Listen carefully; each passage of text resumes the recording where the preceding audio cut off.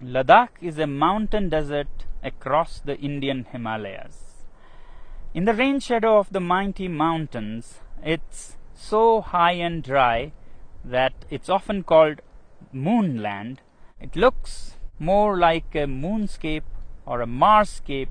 Well, this one is a picture of the Mars. Often called Little Tibet, this region remains landlocked, cut off from the rest of the world for half the year. Temperatures range from -30 to +30. Hi, I'm Sonam Wangchuk, a simple indigenous tribal from this remote Ladakh. I was born in an even remoter tiny village of 5 households. But that was a long time ago. Today, my village has grown 100% to become a village of 10 households. Perhaps still a little bit smaller than your city. We had no schools in our village, so I learned from the farmers, from the rivers, trees, animals, and above all, from my mother. I picked up English and other languages from the radio and meeting people from different countries. Later went to some schools and finally finished mechanical engineering. We love our Ladakh so much that while my engineering schoolmates went to Bangalore, Mumbai and the Silicon Valley, I came back to Ladakh and started solving problems of the people. Children's problems in school education, people facing harsh cold winters, and farmers facing water shortage in the face of climate change. I've been doing these things for the last 30 years and the world has been very generous. They have not only acknowledged but admired my work with various awards in different parts of the world. But today I have come here not to talk more about these things, but to share with you a bigger challenge that Ladakh is facing and to seek your support in solving our problem. Yes, you can solve our problem, and not only that, you have the power to even avert a world war. Let me explain how. This is Ladakh. You see the famous Indus River flowing, and over there the dark mountains. Across that are the valleys of Nubra and Changtang, where we share our border with Tibet, which is now occupied by China. You may have heard that for the past few weeks, Chinese army has intruded deep inside Indian territory. This has been happening over years, and our shepherds who raise the famous Kashmir goats have lost a lot of their pastures and are in deep trouble. Now, the Indian army is there in large numbers across those mountains, matching China's soldier to soldier, bullet to bullet. But I don't think that is a solution. Both these countries are nuclear powers, and push comes to shove, India doesn't need all of its 160 nuclear weapons to raise all Chinese cities, and vice versa. And that could soon escalate into a full-fledged world war, World War III. Therefore, I have come to seek your support in solving this. You, my friends, have the wallet power, which in this case can even diffuse a bullet war between different countries. Let me explain how. To understand your power, let's first understand what China is doing and why and when. Although China claims that Indian soldiers intruded into its territory, it could not be a coincidence that at the same time, in the months of April and May, Vietnamese decide to bother China. Taiwan and the US Navy also decide to bother China. And the timing is important. This is the time when the whole world is dealing with the pandemic. Who would even think of border disputes? But one country has serious reasons to do that, and that is China. China, being a totalitarian regime, fears not so much the bullet power of India or the US. What it fears most is its own people. The 1.4 billion people that work like bonded laborers without many rights and enrich this regime, when they are angry, there's a situation for an uprising, a revolt. And today, after the COVID pandemic, people in China are furious with their government for how they handled the pandemic.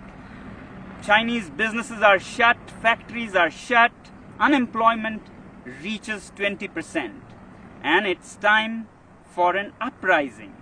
And that's when China picks up fights with several of its neighbors to divert the attention of angry citizens from the economy to nationalism. And this is not the first time China is doing this. From 1958 to 62, during the worst Great Chinese Famine, when people in China were very, very upset, Mao decided to invade India. And now Xi is doing the same thing again. Well, this is the simple analysis of my simple tribal mind. If this be the case, then we, the citizens of the world, should use our wallet judiciously and hit China where it hurts most, the economy. If enough people around the world decide that we will no longer buy Chinese goods and sponsor this regime, then that will see their worst nightmares coming true.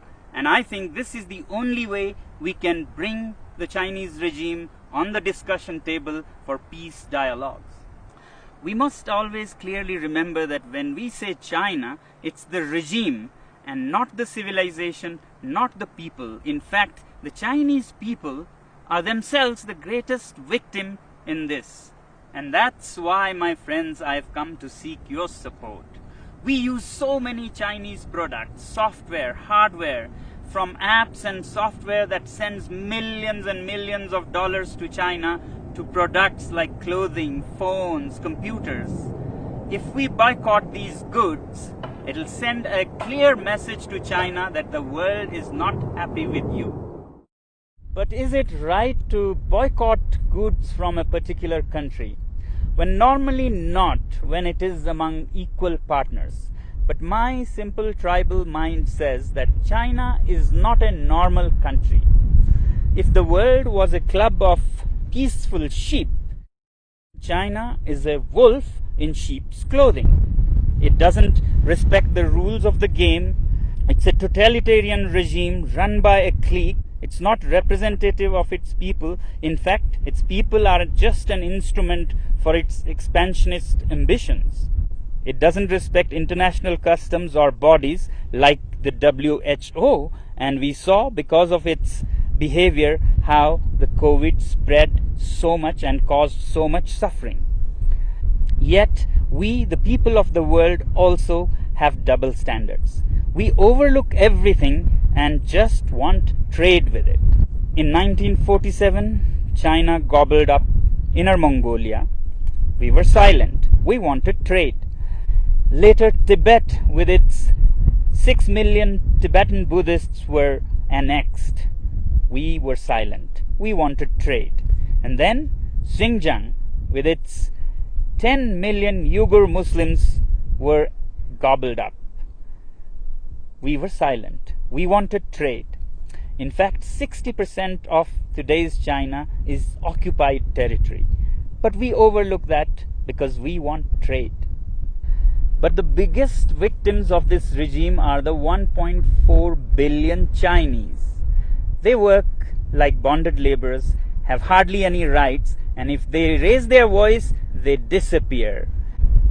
China has already blocked and banned Twitter, Google, Facebook, and keeps its people from all the information of the free world. And now with the Belt and Roads Initiative, China is laying a debt trap around the world. Already, countries like Sri Lanka have lost their land as they couldn't pay the debts. Pakistan is soon becoming a colony of this kind. In Africa, Djibouti has already lost its land for China. Countries like Tonga have debts that amount to 44% of its GDP. After Asia and Africa, they're soon arriving in Europe, where assets are being built all over Central Asia and Europe with loans from Chinese companies and contracts given to Chinese companies with very high rates, and when you can't repay the loans, you lose your land. To my simple tribal mind, these belts and roads are the veins to suck the blood of the world, to send finished Chinese goods and to suck resources and money from around the world. But we overlook all these facts because we are addicted to cheap Chinese goods.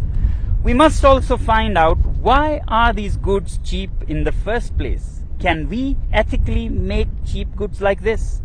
Well, they are cheap because the labor is low paid, labor laws are hardly there, and natural resources are plundered like there is no tomorrow.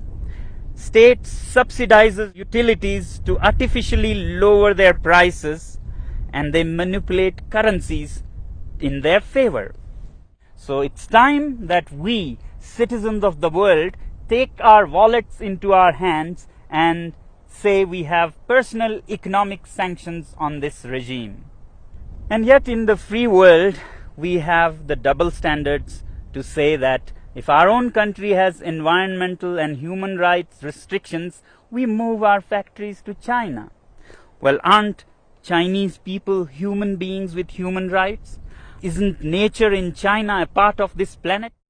Now, some people would ask, is it practical? How can we manage without Chinese goods? And what are the alternatives? Well, if we are determined and give enough time to businesses and industry, things will adapt themselves. So that's why I say boycott made in China, software in a week, hardware in a year. So your software apps like TikTok, Hello that you have on your mobile phones, you can immediately uninstall and uninstall in millions so that China gets a message. As for hardware like phones, computers, clothing, we take a year and slowly choose products sourced out of the free world. And my simple tribal analysis says that if you give time and clear determination, then businesses will adapt. A new ecosystem will develop where there'll be enough goods to cater to people who don't want to buy Chinese goods. Just like vegan people or Jain community, they don't eat certain things, they don't go hungry. Businesses adapt and they get what they want with time.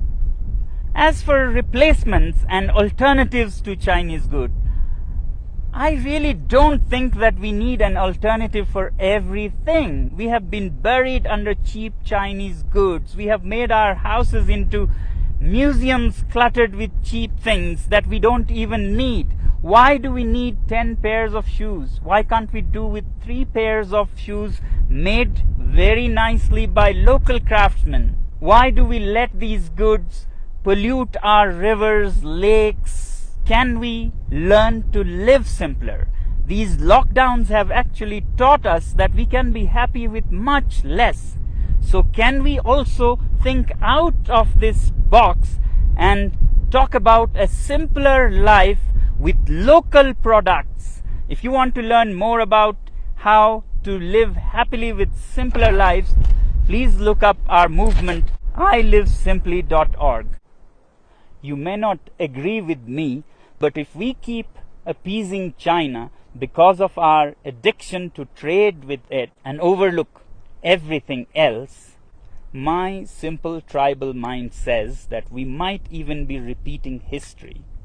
How in the late 1930s, the British government led by Chamberlain kept appeasing Hitler and giving in to its demands, finally led to the Second World War.